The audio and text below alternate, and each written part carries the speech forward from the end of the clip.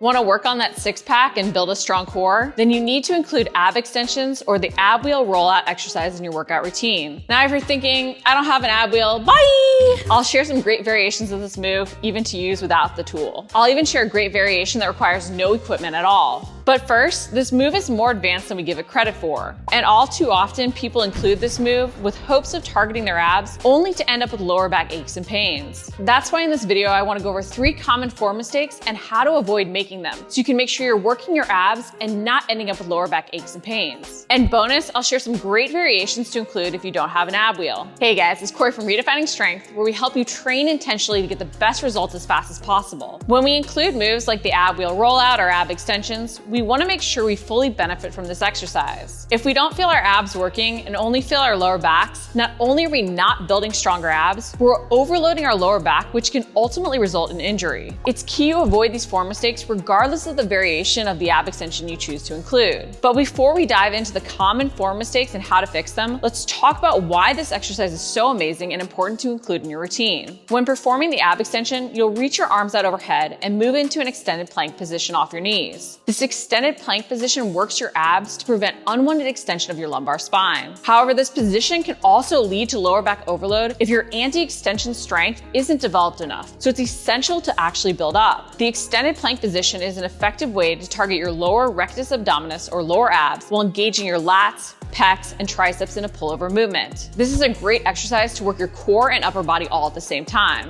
However, there are common mistakes that can hinder your ability to engage your abs correctly. So what are these mistakes and how can you avoid them? The first mistake we make when doing the ab extension exercise is allowing our lower backs to arch. This exercise strengthens your abs by protecting your lower back and preventing it from hyperextending. If your lower back ends up arching, your abs aren't working as effectively as they should. In other words, this exercise is actually doing the opposite of what you hope to accomplish. To fix this issue, focus on setting up with a posterior pelvic tilt and maintaining it throughout the movement. When setting up, concentrate on tucking your hips under and up slightly towards your ribs. You should feel your lower back rounding as you tuck your ribs slightly down towards your pelvis. This pelvic tilt movement engages not only your abs, but also your glute max. Once you're in the posterior pelvic tilt position, reach out overhead. You want to roll out only as far as you can while maintaining that posterior pelvic tilt. This may mean starting with a shorter range of motion than you're used to, but don't let your ego get in the way. As you're able to maintain that posterior pelvic tilt throughout the entire movement and stay in control, you can extend out the range of motion. But don't be afraid to reduce the range of motion in order to maintain that core stability as you build up strength. The second mistake people often make when doing the ab extension exercise is sitting their butt back first. This often happens because we don't have the strength to pull back in and protect our lower back. However, this ultimately takes the emphasis off of your abs and even upper body and instead places it on flexing and extending more at the knees and hips. While this might help you avoid feeling your lower back,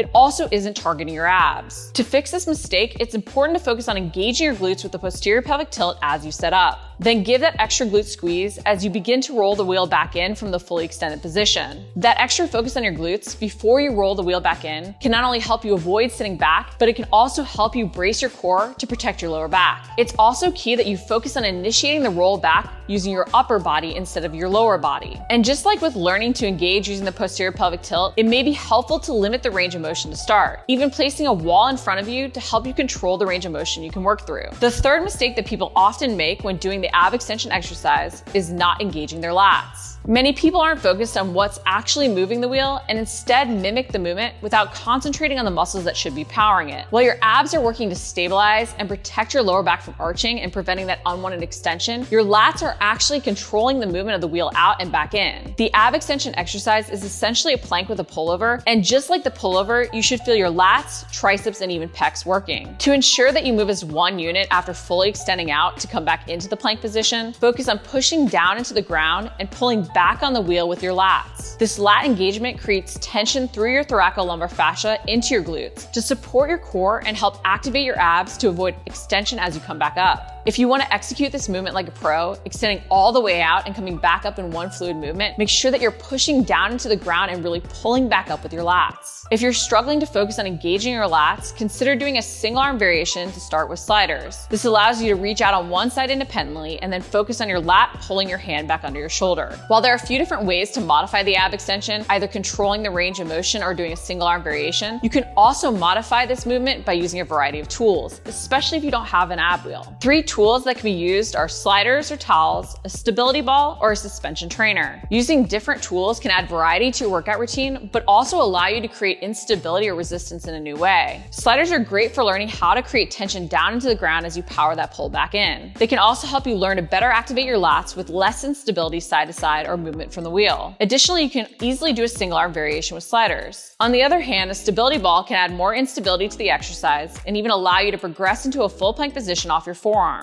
This variation is helpful for those with wrist issues as well. The suspension trainer is another great option, allowing you to modify the exercise by shortening the strap so you aren't as close to the ground, while adding more instability to the move because each strap wants to move independently. Each tool can help you modify the move to fit your needs and goals, and it can allow you to implement this amazing movement whether or not you actually have an ab or power wheel. And if you're thinking, well, I still don't have any of these tools, how can I get the benefit of this amazing movement? There is a bodyweight only option. It's a long lever plank. This way you can still get the benefits of a fully extended plank position. Although this variation removes some of the upper body strength demands of the ab wheel, it's still an effective way to engage your lats while working your abs to avoid spinal extension. And an added bonus is it engages your quads more. To perform the long lever plank, you can start in a high plank position from your hands or even off of your forearms. Then simply walk your feet back to extend out before walking back in. While extending out, avoid letting your hips sag. And as you walk back in, focus on pulling with your lats. This move is a great way to get the benefits of that extended plank position, especially when you don't have any other tools. It's important to remember that there's always a way to modify moves to fit our needs and goals. Rather than just mimicking a movement pattern, we should focus on what we truly feel working to benefit from the exercise. Being intentional with our training is key, and focusing on the quality of our movement can help us see better results faster. If you're looking to achieve that defined six-pack, remember diet is key, so make sure to check out this video with a full day of eating to help you lose fat. If you liked the video, make sure to like it, comment below if you have any questions, and subscribe. We post new videos each week.